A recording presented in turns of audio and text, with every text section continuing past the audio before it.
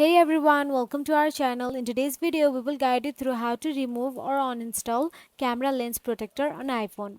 So first thing, find a well-lit clean area where you can work without losing any small parts. This is a precautionary step to avoid any accidental actions on the screen or camera while removing the protector. After that, determine the types of lens protector you have.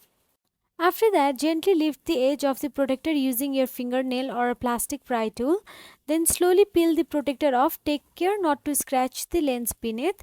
If the protector is stubborn, you can use a hair dryer on a low heat setting to soften the adhesive, making it easier to peel off.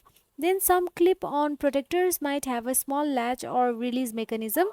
Look for any such mechanism and follow the manufacturer's instructions to release it. If there is no obvious release mechanism, carefully twist or rotate the protector counterclockwise to loosen it from the lens. Once the protector is removed, use a microfiber cloth to gently clean any residue or dust from the camera lens. So that's it. If you found this video helpful, please like, share and subscribe our channel, and thank you so much for watching.